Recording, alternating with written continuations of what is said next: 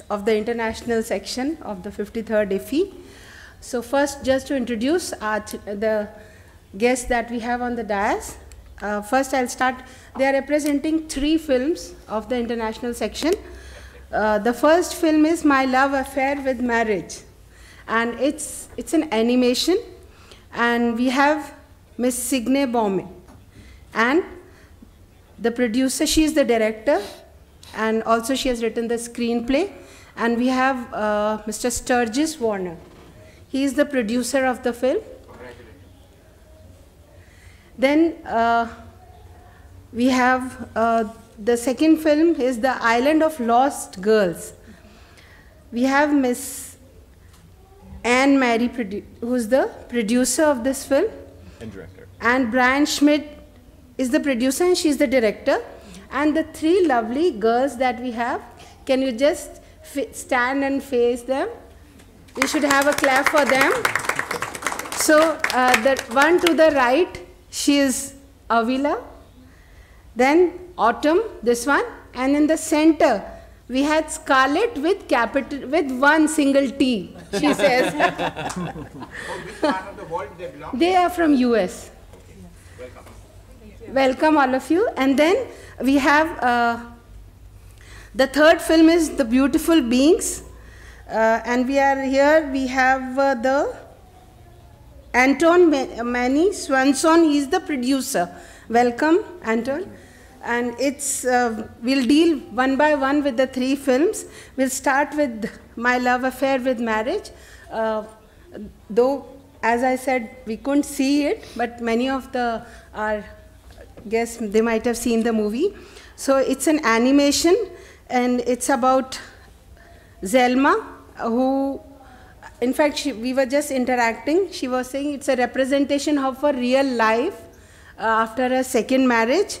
And the fairy tales which all of us hear, and even in their part of the world, that love would solve all her problems as long as she abided by the societal expectations of how her girl should act as she grows older. And then how the film goes about, I think we should hear from them. A brief introduction about the director and the producer. Here, Signe has made 17 award-winning animated short, but is best known for her first animated feature, Rocks in My Pockets, which premiered at the Karlovy Vary.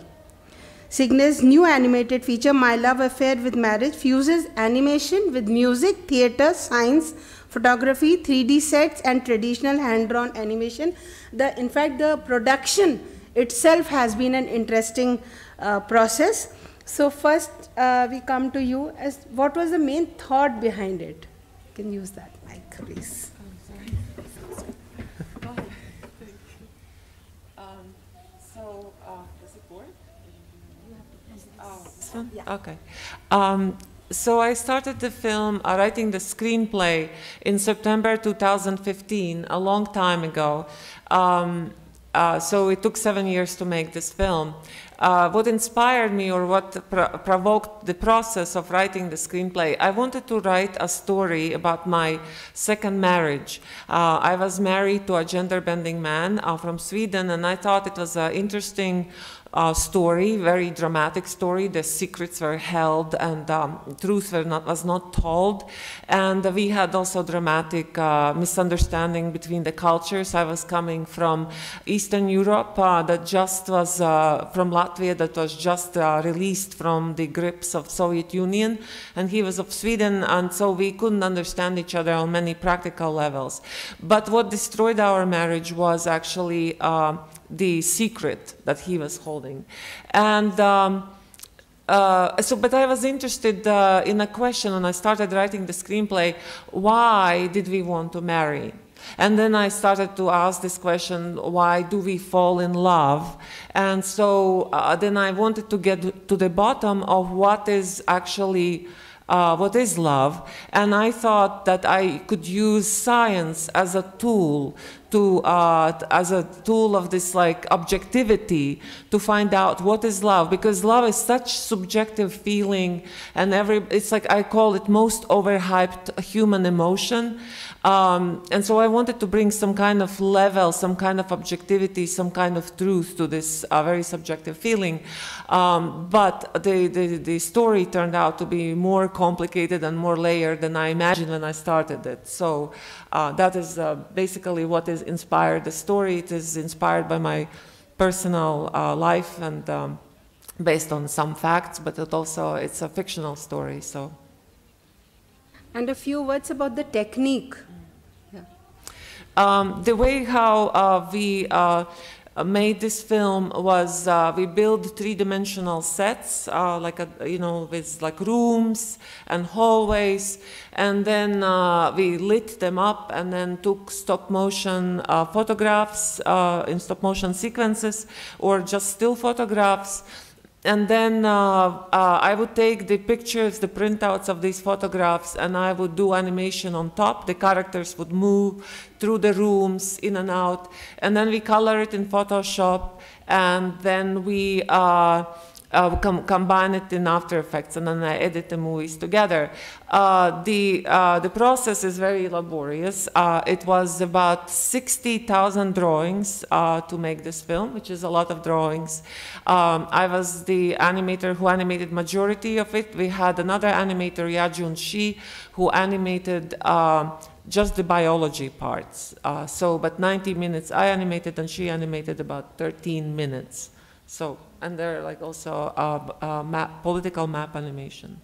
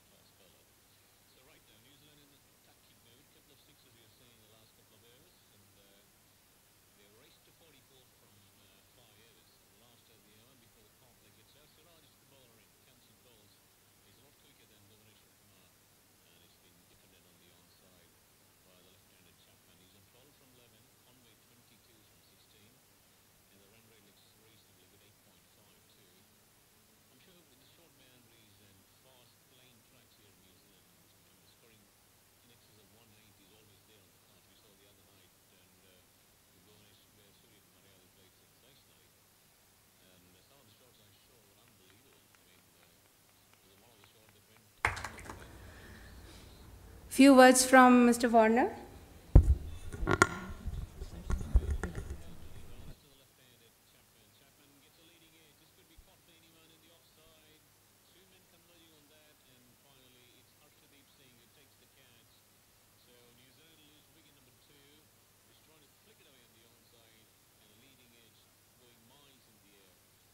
A lot of different, and my job was to support her in any way I could on a lot of different fronts, to try to help make all the departments of the film just as good as they could possibly be, to raise money for 7 years, which was This was produced independently. We had 1,685 people put in money to help back this film. And every one of them is listed in the credits, in the final credits. But my job was to support her and to help make sure that everything was going as smoothly as possible. Thank you. Thank you. Now we move to the second film, The Island of Lost Girls. So we'll, few words about the movie. It's about 3 young girls who are sitting here with us. They get trapped in a sea cave with crashing waves, hundreds of sea lions, and giant elephant seals. It has been shot on location in the sea caves of Baja, Mexico. This is one of the most jaw-dropping, tension-filled movies. The 3 young actresses perform their own stunts. In fact, I was hearing them. They were saying that the location was very near to their home where they stay. So it wasn't very difficult for them, but we'll hear from them also. And now we move to you. How was your experience as a director? Because it's a real family, shooting with your own kids. So how was the experience? It was quite interesting. Just working with children in general, but you know, dealing with kids and animals and water are some of the hardest things to deal with, and that was what we had in our film. Thank you. We have actually, those 3 girls are our children, and we also had 3 boys right afterwards. So filming with a baby in a backpack, and you know, this is our film crew right here.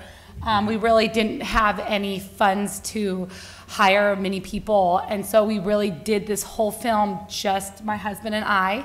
And when I got pregnant, we hired our friend who did some cinematography for us too, which was really helpful.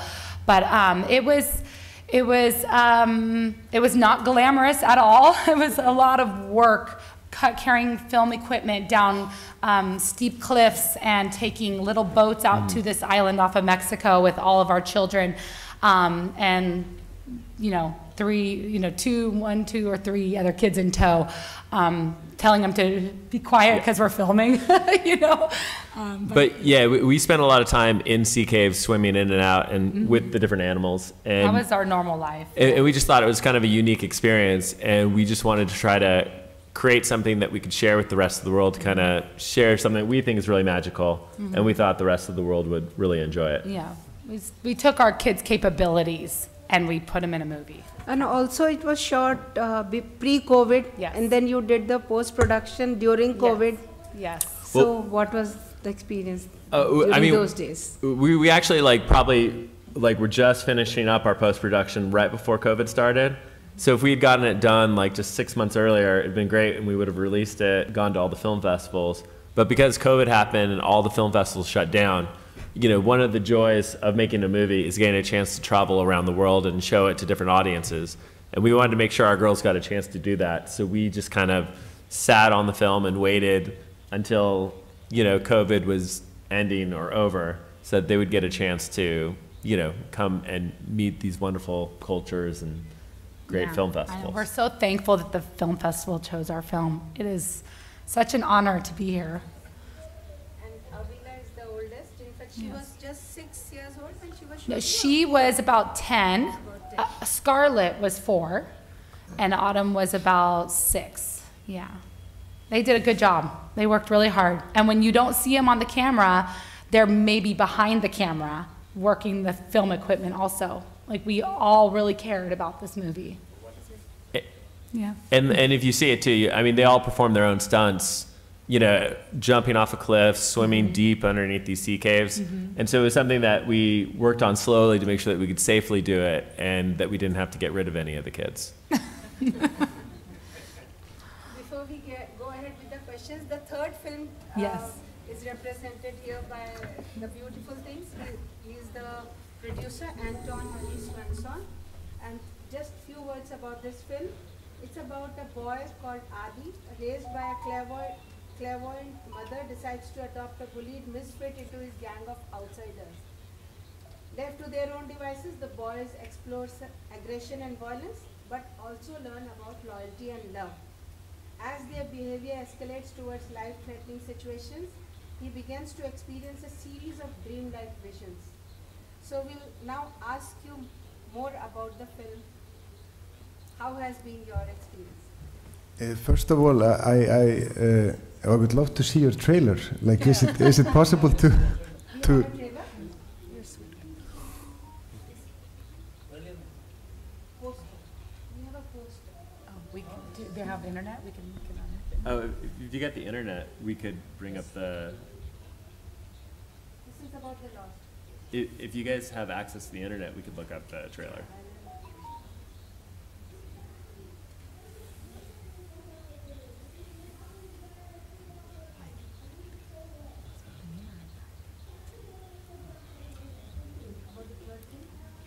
But is the trailer on Vimeo or YouTube? It's on YouTube. If you You have can. YouTube? Okay. No, first the other film. Can we first look at the other trailer for their film? Okay, don't worry about it. We do have a trailer on YouTube. On YouTube. If you type in Island of Lost Girls trailer, it should be the first thing to pop up. Thank you.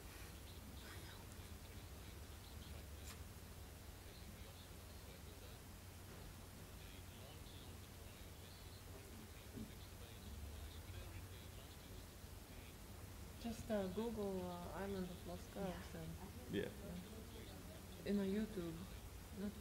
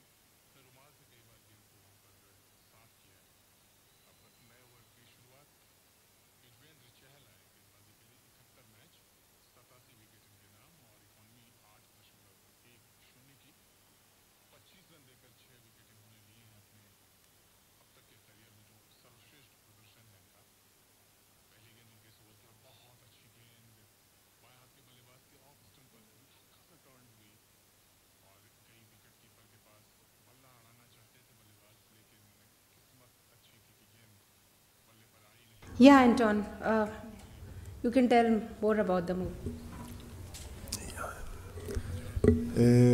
Yeah, what should I say? Yeah, so I'm the producer of the film. It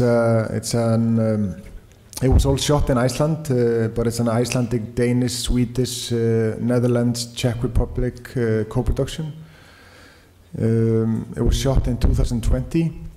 We've been working on it since the director's first feature film, Heartstone, 2016, which premiered in Venice. This one premiered in Berlinale this year. And I've been working with this director for 15 years. So we grew up kind of together with films. And it's based on it's inspired by his childhood.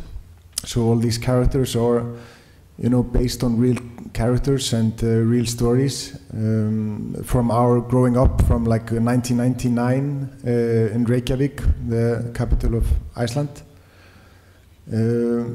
Yeah, and so it's a very, very personal, and we spent a lot of time working on like building up this working method with young kids. So we've been working with young actors that have, or kids that are not actors, but like training them for many, many months, like put them into acting camps for 8 months or something. And that we did also for the first film. So that's yeah, so we've been doing that since our first short film, Whale Wally, in 2013. So that's, yeah, like a long time process doing this. Is it also a reflection of how you grew up with your friend? Yes, except I was not in this violent group of boys. My friend had a short period where he was in this violent group of boys, but I did not do that. But another thing is important, like in this film, is the Icelandic title is Berdreimi, and that word means dreaming or seeing things before they happen, and that's something that's very common in Iceland. And a lot of people connect with that and have had some kind of dreaming or seeing of things before they happen. So that's inspired by his youth also, and his mother, who was often seeing things and having a strong, gut feeling and going with that. So that's what kind of helps the character go through difficult times and try to find a more good path, to not go down the slippery slope of violence into something more bad. And loyalty and love are the eternal feelings. Loyalty and love. What? Sorry. Much better than the violence and aggression exactly, that you are protecting. Exactly. But there is a lot of fear. Even though they express themselves with some violence, there is a lot of loyalty and love. And you can see in the film that the main character, he takes this bully victim under his arms and starts protecting him.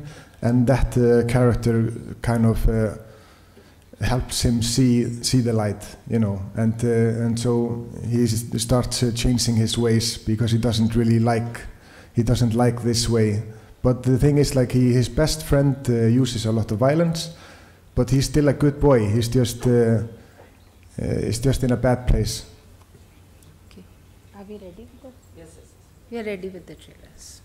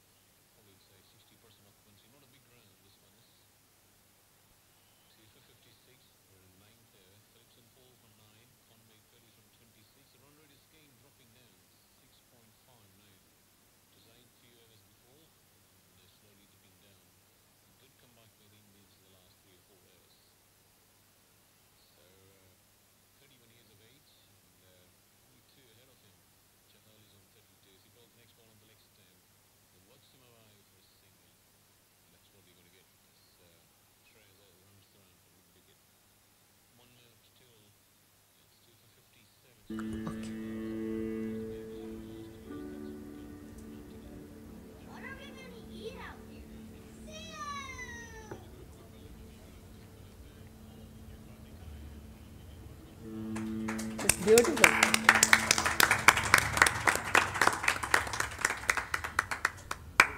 The third movie?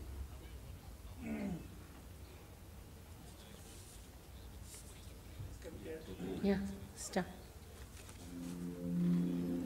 Beautiful beings.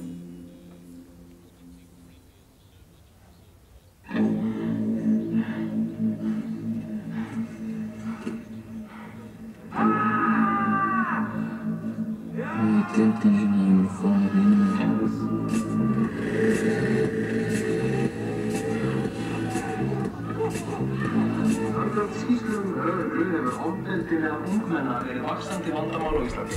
Vitum við raunverulega hvað í gangi í lífi barnanna okkar?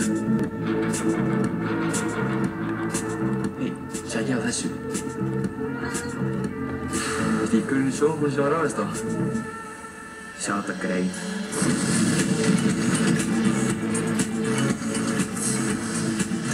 Hvað eru þið? Það eru vinir.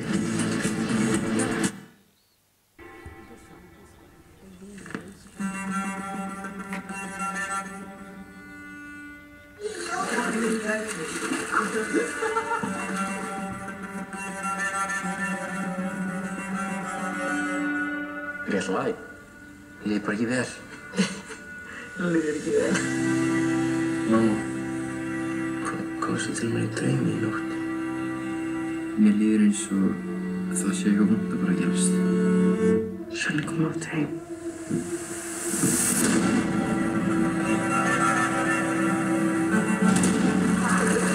Er hann að gera eitthvað við þig og systur? Ertu skygg? Samt ekki okkar til að hafa áhrif á. Ég reyndi alltaf vini mína. Það tók risastór örn og tók mig á loft.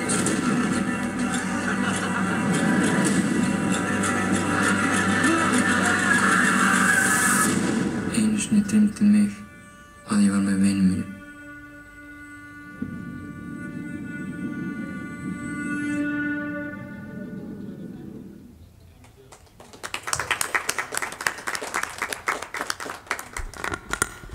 I think before everyone would agree, before we go ahead with the question answer session, one sentence each from the pretty girls. Avila? Yeah. Mike. So how was it like shooting with your sisters and also with your mom and dad? I really liked it because I was able to just like talk to them and not be pressured that like if I say something wrong, like a wrong line, that I'll get yelled at. Like they would be fine with it and like it wouldn't be super stressful. So I liked it. Very nice. Autumn? So it was really fun. Like she said, we can make up our own lines kinda, and like we didn't really have to say the lines, and it was like really fun, cause like we would make up the script kinda, like we would help out filming and doing all that, and like it was just really fun and entertaining. Very nice. And Scarlett with single T. Yes. It was really fun filming with my sisters and my family, because they wouldn't be like mean to you. It was fun. Great. Let's clap for these girls. So now we can have the questions, please.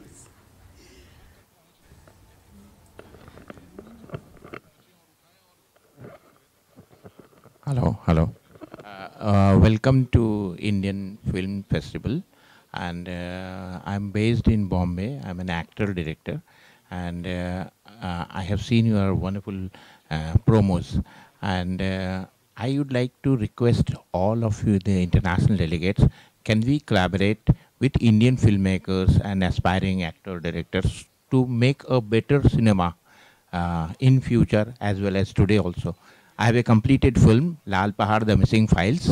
It's an independent film, and I'd like to share the every aspect of the film, details of the film, so that we can collaborate. India, US can collaborate for better cinema. What do you suggest? What do you say on more collaboration with Indian Taking this cinema opportunity if you want to have? in IFFI.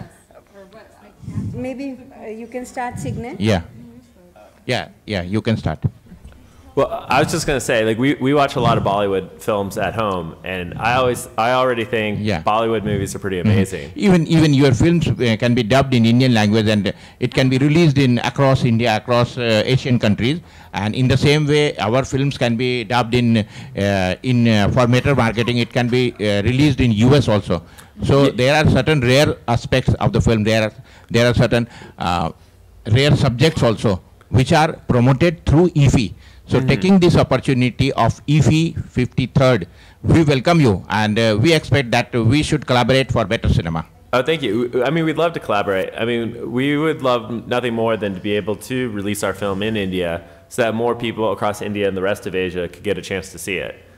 And right now, I feel like, at least in the last 10 years of our lives, in the United States, we've had more and more Indian films being released, especially through Netflix. Yeah. And it's a great opportunity just to be able to get a chance to experience like a wider breadth of culture and get to see these things. Yeah. Anyone else? Signet, on more collaboration. Okay. Yeah. Thank you. Yeah, I do like you. I really appreciate Indian cinema, and when I was young and I grew up in Soviet Union, I watched a lot of Indian films, and I just loved this dance and song and this spectacle and the amazing stories that Indian filmmakers are able to make.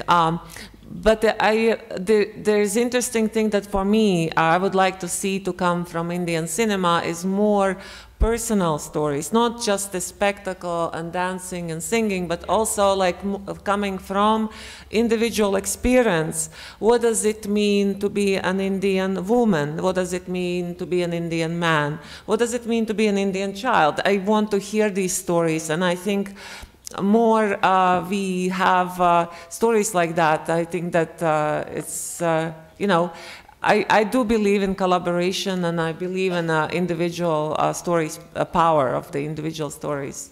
Anton, do you think, Anton, the festivals like this, they give you an opportunity to interact with filmmakers of all the world over? What yes, no, definitely. I think it's great and it's very important. But I think it's super important, these festivals. For I can hear when I talk to the locals that they love it, that they like to, because otherwise they would never see all these films from around the world. But I think that's true what he's saying also, that it would be good if we could dub them and make them more available to the public. So it's not only through the festival, but it's also being able to distribute them wider. And of course that goes both ways. It would be great to also see more of Indian cinema, in our countries, because it's difficult for me to see Indian cinema in Iceland. So great if we can make it more available. We can communicate. And Brian, how about like OTT has become a platform where you can see films from all over the world. So do you have any plans to put it on the OTT? Yeah, actually. I mean, we're talking to a few different distributors. We haven't talked to any in India, but we'd love to if anyone are interested. But I mean, just to show how much my oldest daughter, her favorite film is Om Shanti Om. And she's always trying to tell everyone about it and trying to get them to watch it. Yeah. And what about you, Mr. Wani? The availability on the OTT platforms so that you get more and more audiences? Yeah, distribution is difficult. It's not always under our control. We want our film to be seen by as many people, as many cultures as possible. We do all we can to get it out there. We certainly welcome other cultures to be represented in the US. But personally, we're creating films and we're not the distributors, so we're not making those. We're not in the position to fight those kinds of battles, except for, as you said, we believe strongly in the personal story and in getting as many personal stories out there as possible. And me personally, I see kind of one kind of story around the world is dominant, and that's, you know, the action adventure and the wars, and is the world going to blow up, and, you know, the and which is all fine, nothing against that, but the personal stories and the independent voices that are being done by individuals as opposed to corporations, that's what I'd like to see more of from everybody. Mm-hmm. Yeah, yes, please.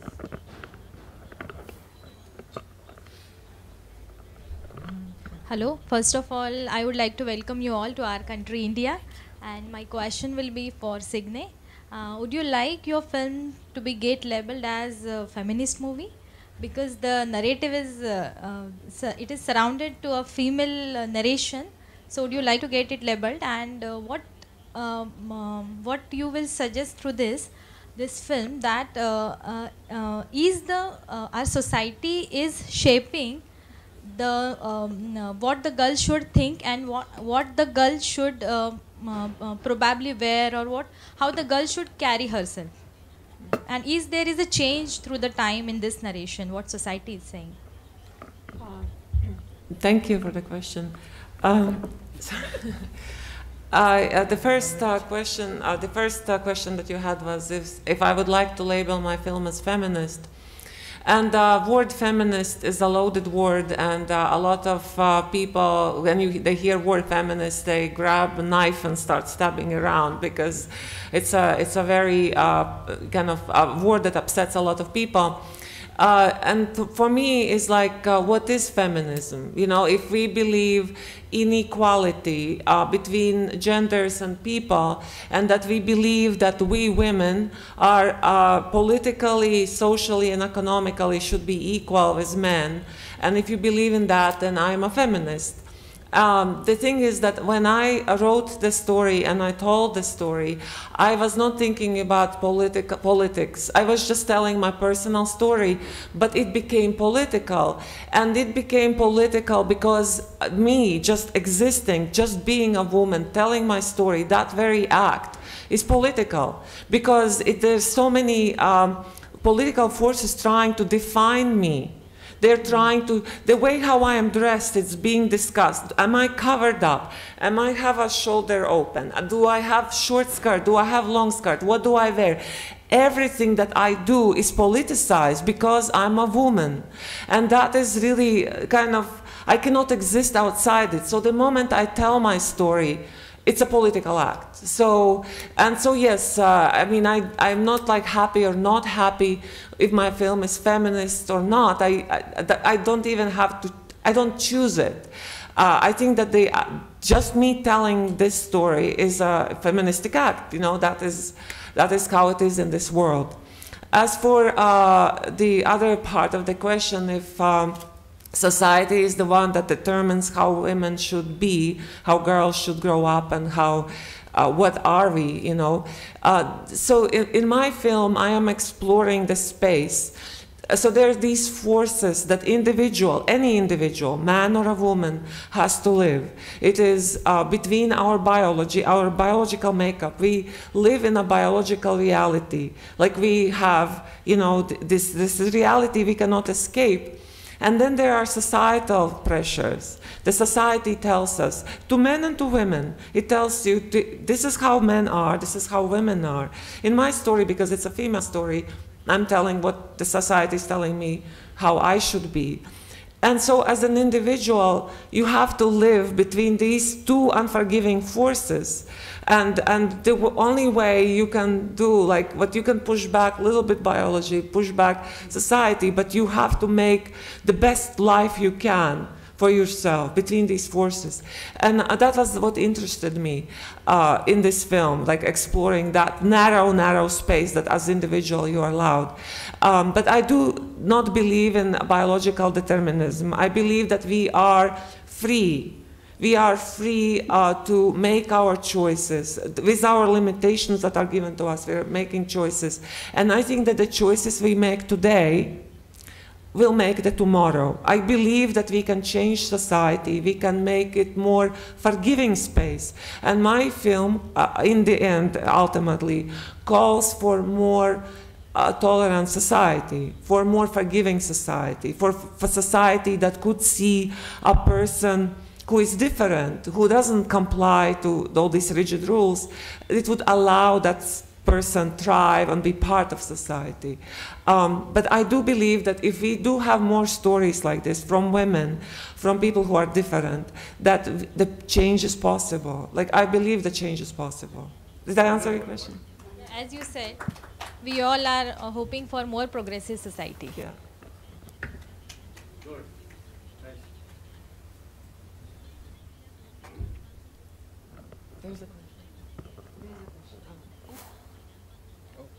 Yeah, my question is to you yourself, Sene Bowman. I think there's one dialogue in the film says that if you love your husband more than your children, you will be all right. It's not from your film? No, it was opposite. Oh, right, exactly. Yeah. It was a slip of the mind. Do you believe in this statement? No, First of all, you haven't seen the film. Yeah, that's okay. No, it is. You saw just the trailer. Right. And it's when you see the whole film, you understand it's part of the like something else. You know, this line has a humor in it. It is a part of a song. The mother, when her daughter experiences menarche, which is the first menstruation, she comes in a room and tells the girl how she should be, how she should marry well, and there would be a lot of problems, but if you love your children more than your husband, you'll be okay. And it is it's a little bit like a parody or sarcasm on like advice that women get from our mothers. So that line is part of that. It's not a statement, I believe it or not. I'm just saying it's one of the characters says that in the film. So you disapprove of that statement? No, I don't approve or disapprove. It's part of the story. It's one character that comes in and tells another character how to live a happy life. It's an advice that I heard, you heard. Yes, this side. Thank you.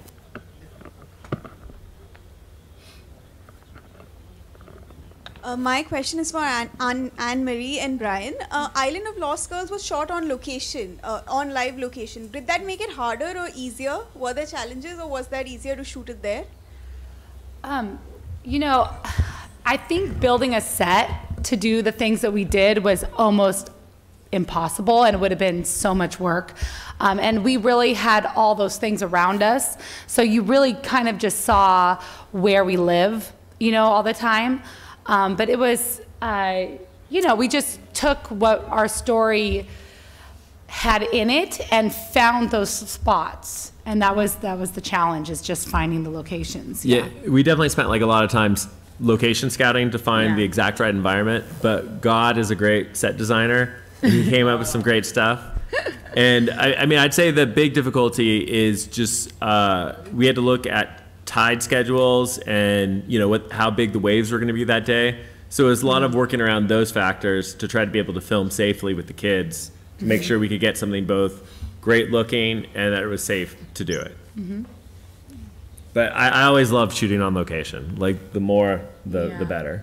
I think the hardest thing though is dealing with like the timing and the natural light that you have, because one scene might be a darker scene, or you might be losing light in the day, and then you have to adjust all that in post-production or reshoot it. And we have reshot so much just to make sure the light was because the sea lions weren't always working with us, and they would like be in one location one day, be in an entirely different spot. Yeah. And there was even one time when we're shooting in the water, and the girls started screaming, and I had no idea what was up, and I thought they were just complaining that the water was too cold.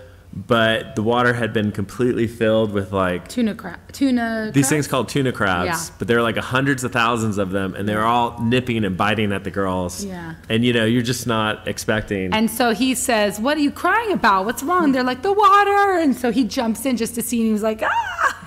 Yeah, they're just nipping at me. They just like washed up on shore. But yeah, I mean, there was a lot of different adventures we found with dealing with like the natural sets. Yeah, and obviously with an elephant seal, there's no way we're going to be able to bring an elephant seal, Yeah. onto a soundstage. So, I mean, to answer your question, like whether it's easier or not, I think if you find the right locations, it's easier because they're there and you don't have to build it. But I think that with some scenes and sets, it's easier because then you can light it up. So there's just so many different variables for each one. I don't know which one's easier sometimes, Okay, let's go. Is that a terrible answer? I would like to know, Anne, ma'am, who was more dominating, a mother in you or a director in you when you are on site shooting?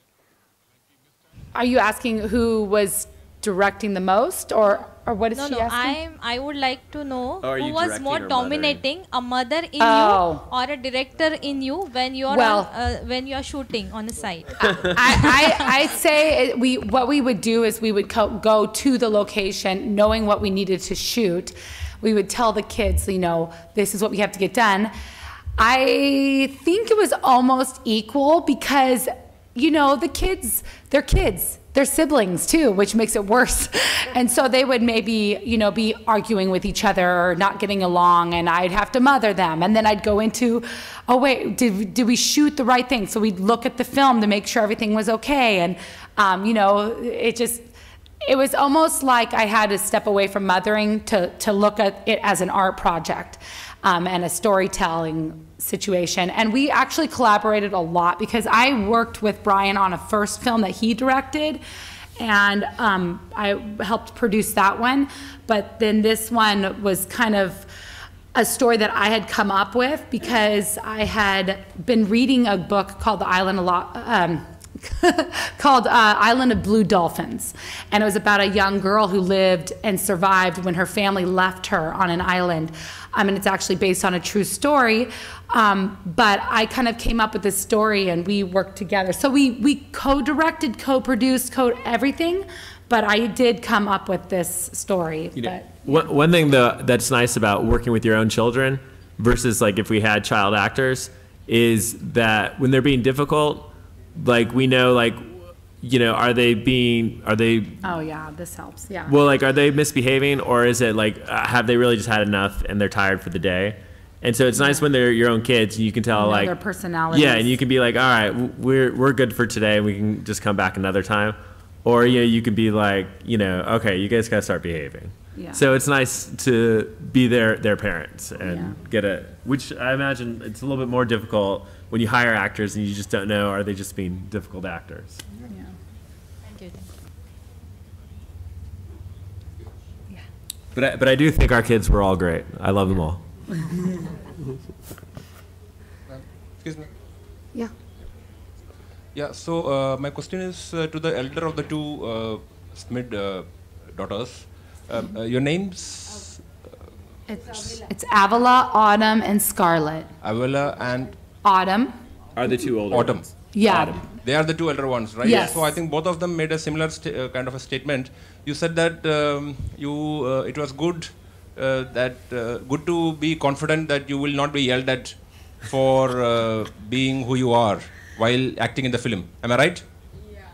So it makes me wonder whether is it only while acting in the film that you feel that liberty, or you don't have that liberty otherwise?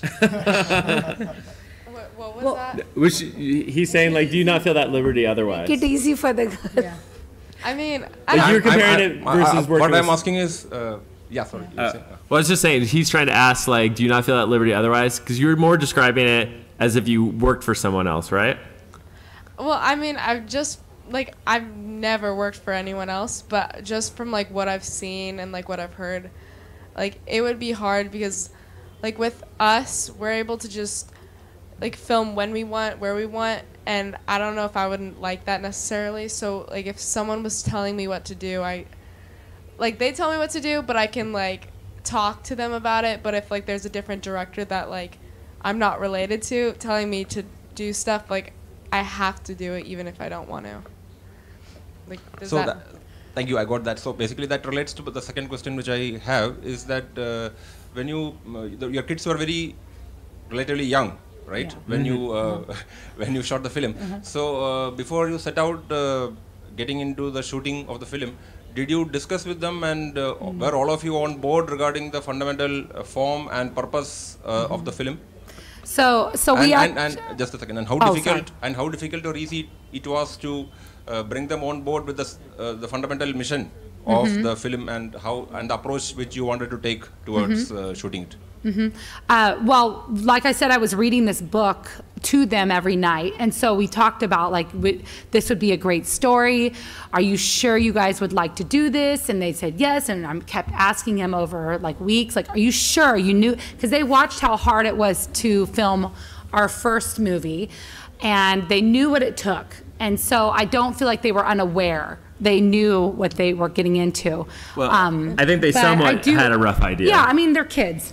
We did know because I remember one specific day they were asking us over and over again, like, are you sure you want to do this? Are you sure? And we're like, yeah, we want to do it.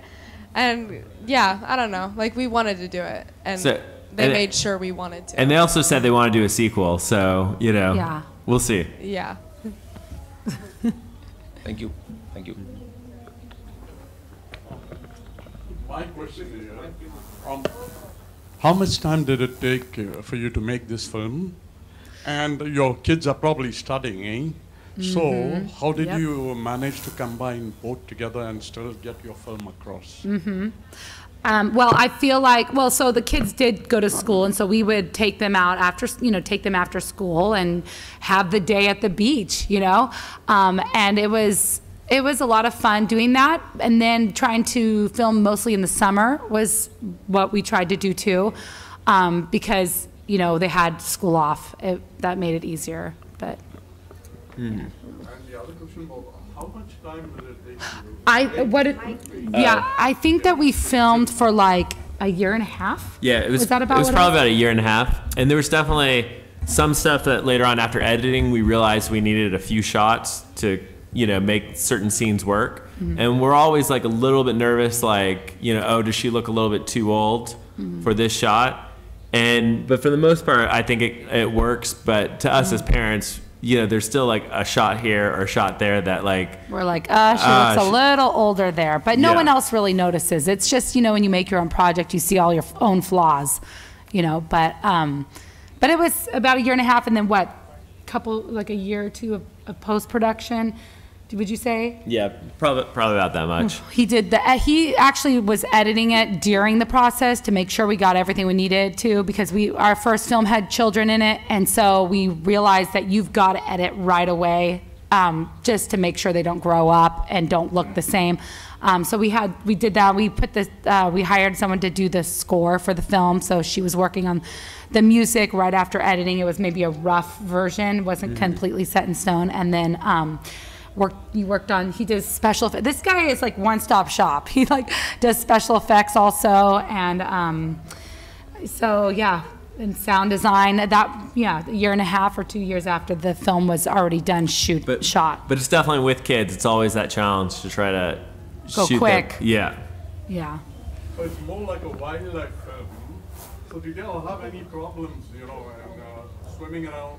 Because where there are seals, there are sharks. So did you all face any problems, any incidents that you all call down? Well, there were the tuna crabs, but no, I mean really no, because this place that we go to is like for the sea lions. They are kind of protected in a cove, and there are sharks, but it's like there's like a cove, and then like within there's almost like another cove. And so even it seems the it's sharks kind of like their safe spot. Yeah, and the sharks that we have generally are called leopard sharks, and they are ones you don't have to really worry about. The great whites and the big ones that could bite you would be maybe on the outside of this cove area. Yeah, Yeah. And statistically, you're very unlikely to get attacked by a shark because we really aren't in the ocean. Yeah. Our like girls 5 days out of the week. They surf, they snowboard, they do all sorts of stuff. So this is kind of like our daily life is going to the beach and swimming in the water with the sea lions and everything. Anton, you worked with the boys and you trained them also. So could you get those feelings out which you wanted? What about the training? Yeah, about the training. And could you get those feelings of aggression, violence, and also of love from those kids? Yeah. Yes, I don't know what to say. I mean, it's in Iceland we don't have many child actors, so we had like a open casting. So we had like 1,000 kids coming, and for the casting, and then we select a few and a few more, and it's a long process. And then it's the most important is selecting the right kids. And then it's we do like we put them into like an acting school for a long time. So we have a acting coach, and we have an intimacy coach, and we have a fighting coach, stunt coach, and it's a long process. And then we have like a nanny for them during the shooting. So it's difficult, and we think we train them like it's a football tournament, like it's a soccer tournament, so it's training for many months to make them have the stamina, and also like, are you really sure that you want to do this? Because one time we had the problem that somebody just was like, I don't want to do this, it's not fun, and then we need to know before we start shooting, because we can't back out, then it's too late. So that's why it's so important that we have this long time for them to know, like, do we really want to do this?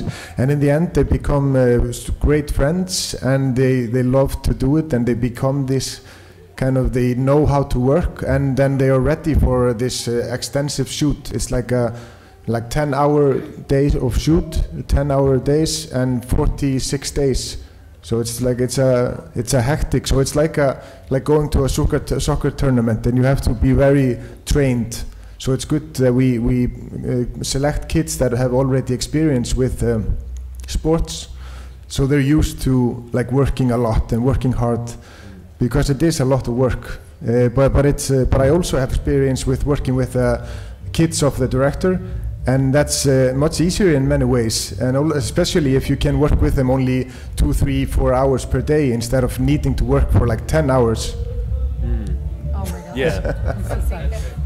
Yeah, we actually had, for the most part, I was saying that we kept it short, but there were like a few locations we went to that we had to do those 12-hour days, and it was just grueling and just definitely a lot harder on the kids. And so it was just much nicer to go back to the shorter. Yeah, I'll say this, I wouldn't want to do what he did with other people's children. It's just too, it's too difficult. And by the way, in that also, we are not only casting the kids, we're also casting the parents. Yeah. Because we needed to find good parents that were supportive. So that was super important. So we had meetings with the parents, and I was in constant dialogue with the parents, and allowing them also, of course, to come on set and see what we're doing and go through all the difficult stuff, so everybody is secure. And so that's super important as well. So they're a part of the process.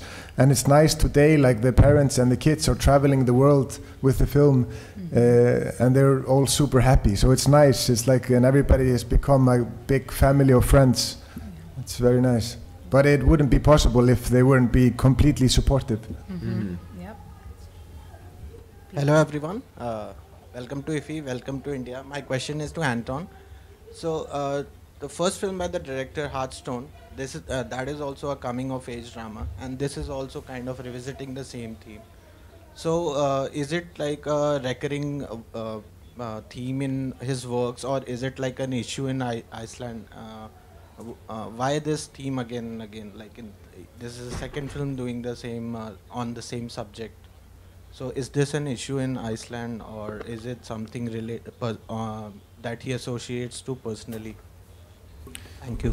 I mean, there's both, of course, what is happening in the film is an issue, and was an issue at that time. But the reason for him doing these films is just that it's easier for him, it's something that he connects to, and because it's interesting times in his life, and he felt like he hadn't seen films that were portraying this in this specific way, because he felt like the adults didn't really understand and didn't really see it the way he saw it. So he wanted to portray a film in a way like how he saw the world when he was a teenager. And Heartstone is about like 12, 13-year-old boys, so it's a bit more innocent and sweet. But it's inspired by his, when he was living outside in the countryside, and he had a friend there that had some problems. And so he was inspired by that period of his time. And then he was thinking about doing a completely different movie next. But then this movie came to him in a dream. Like he started getting a dream of like these boys in this period of his life. So he ended up following his gut and his dreams. He felt like he needed to tell this story. So it was just that something that was haunting him. And I think like he feels like he's told me, he feels it's more difficult for him to write something about what he's going through today. It's like it's easier for him to go, back to his past instead of, so maybe when he's 60-year-old, then he will make a movie about himself when he was 30, So maybe he's just slowly going up in time, But now he's thinking about doing maybe more of an adventure movie, and exploring more the mythical, like the dream elements, and maybe doing more of an adventure film. And maybe it will be kids, but maybe they will be a little bit older. That's interesting. Yeah, my question is to Anton. So you said that through the film, the kids finally end up learning about love and loyalty, right? They learn to finally imbibe love and loyalty. However, do you think, isn't there a tension between love and loyalty? Because love often demands that we question even and especially those who we are the closest to, including oneself. So, would you please share your thoughts on this? Yeah, it's a tricky question. Okay. I mean, because it's connected, but it's also different. And I think like with these boys, they have a lot of loyalty, and there's also a lot of love, but sometimes it becomes dangerous kind of loyalty, and maybe not healthy. Like, and we also ask that question, like, what is, like,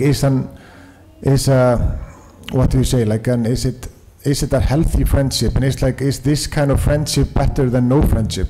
Because it's there's something unhealthy in like being in that kind of, they're being so loyal to one another, and they feel like we are a team, and we need to stick together no matter what. No problem. So it's so for me it's like a real love is like that you have that you show boundaries that you have your own boundaries, and you show the other person also, respect their boundaries.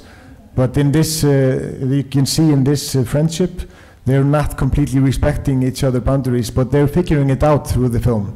So the main character is finding out what is actually important regarding love and loyalty, and how far you should go, and what is healthy and unhealthy in friendship and love. So it's a learning curve. Okay, so do you mean to thereby say that boundaries will still continue to exist in any relationship, or will in an ideal world will there be no boundaries? Because I understand in a film festival, the purpose of a film festival as well as the purpose of films are also, we often say, to erase boundaries, right? Raise boundaries. Erase. Yeah. It's so different. I don't know what to say. Like I'm talking about just human relationship and communication. Yeah. So let us talk about that only. Will boundaries necessarily exist, or in regards to what? In relationships. In relationships, I think boundaries are one of the most important things in human relationship and communication. to have your clear boundaries and to express them, and to respect the boundaries of others. I think it's just the foundation of like a good life and happiness of people. But I think these boys in the film, they don't know that yet. But what they do is just like, they just think about the loyalty, that it's better to have friends, even though it's maybe not the best friends. That's better to have them than nobody, because at least there is somebody that is holding you and taking care of you, and you know, it's good to have that support when you don't have it maybe in your home, and it's better to have some friends than no friends. But it's still, the director wanted to ask that question and explore those kind of friendships, like when you only have these kind of people that are maybe not the best for you, but at that time they are your family. They are the most important people for you at that time in life. Thank you. Shall I ask one last question, please? Shall we? To whom? To him, he himself. Yeah, please. Yeah, so you also said that the film is about dreamlike illusions. So can you please tell what according to you is the difference between dream and reality, and how does one know whether one is living in dream or reality? Is there a difference between the two? Yeah, that's. I mean, it's completely different. I mean, it's completely different. Actually, anyone can answer. I mean, yeah, I don't know what to say, because I mean, it's very clear in the film also, the difference between the dream and the reality. I think it's more difficult to realize, and how you can interpret your dream and listen to your insight and listen to what you are thinking or seeing, like or feeling. It's more about that you like. There are not all people are receptive or open for understanding and using their dreams, but it's most people are too stuck in reality to to use their dreams to their advantage as well. Thank you very much. Thank you. So we conclude this session. A very big thank you to all of you, and enjoy your stay in India. Thank you.